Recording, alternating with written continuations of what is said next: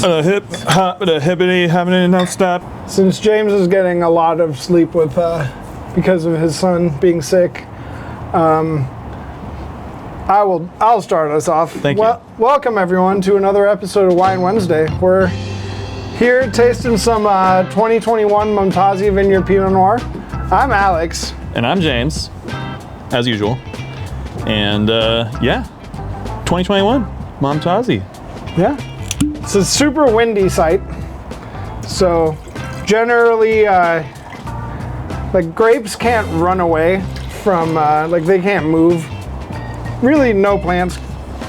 Most plants can't. Most. So like when conditions change, the grapes have to respond to them. Plants kind of do like chemical warfare instead of animals are like, we'll fight or flight. So these grapes they go from warm to cool to warm a lot of times, and the cell walls have to adjust from all the shrinking and growing and shrinking.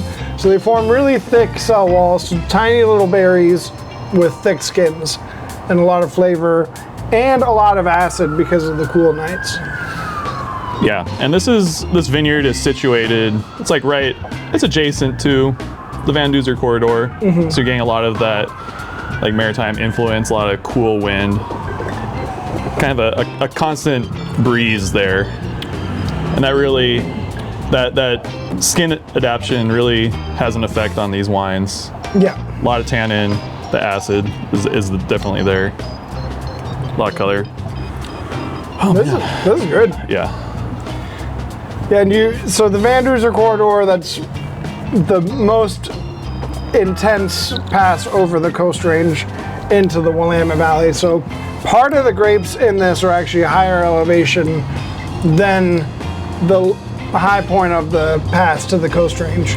So the valley will heat up and then it'll suck in cool coastal air in through the Van Duzer corridor.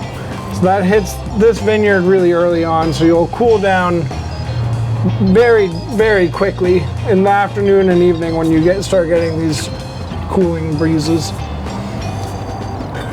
I haven't tasted this In a while. in a really long time. I keep sneaking bottles of this because I really like it. It's good, yeah.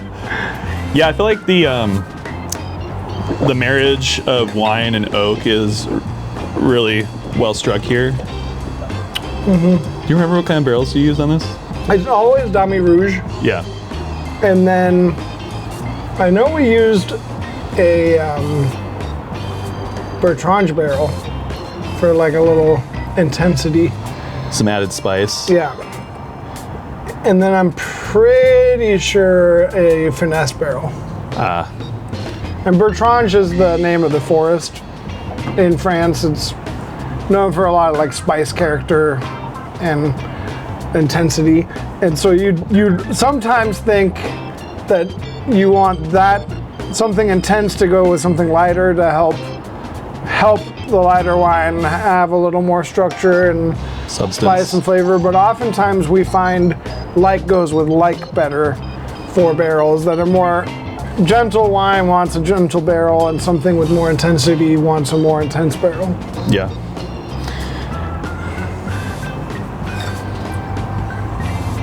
Winemakers love nerding out over barrels. Yeah. Yeah, and there's a lot of like umami, like gamey, like non-fruit character inherent in this vineyard. It is a biodynamically farmed vineyard. It's very, I don't know, like earth-driven, and then it's a site that does just have a lot of intense flavors that aren't all necessarily fruit flavors. But it's a little bit of that like reductive, like gunflint. Yeah. Which I think goes really well with everything else in the wine.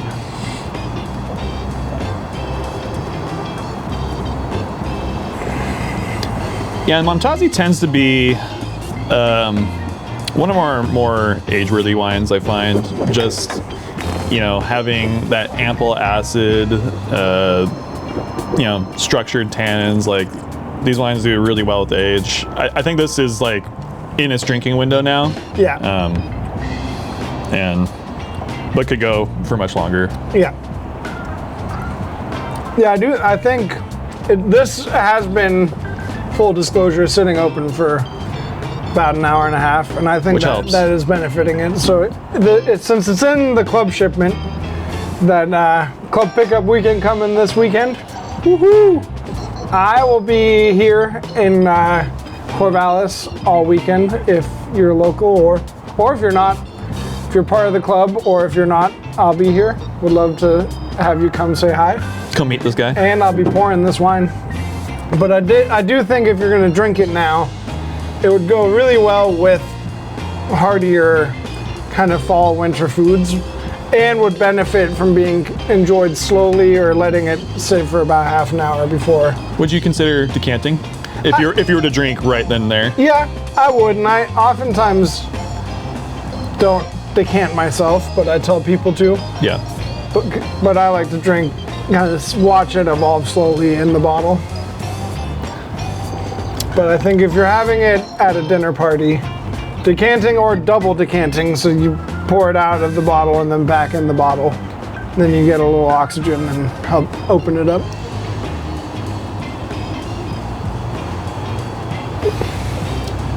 It's starting to rain. Maybe this is what, well, actually, I will try this tonight.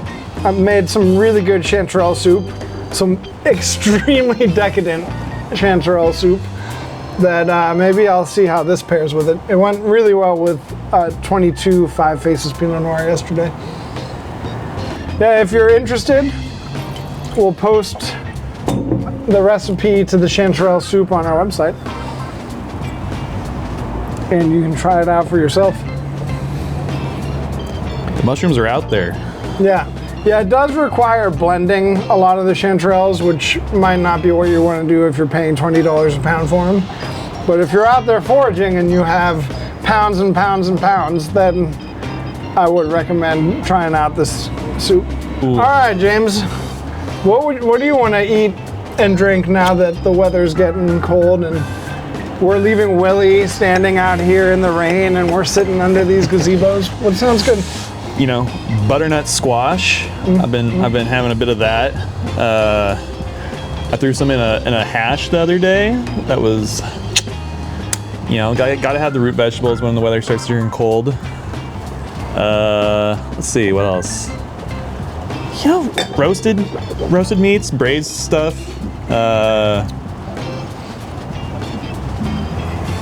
Yeah. And this would go well with kind of all that. Like slower cooking. Yeah. Hearty. Stews. Sunday roast, like a good British Sunday roast. Because apparently they do roasts on Sundays. The Lord's roast. Sounds like a good idea to me. Yeah. If you're a club member, you'll find it in your shipment.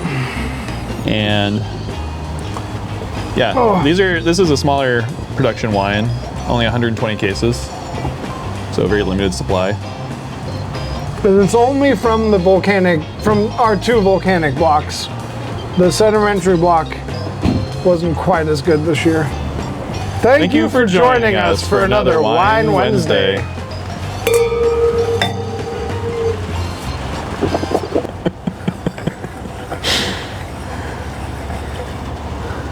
I'm getting lots of rose petal.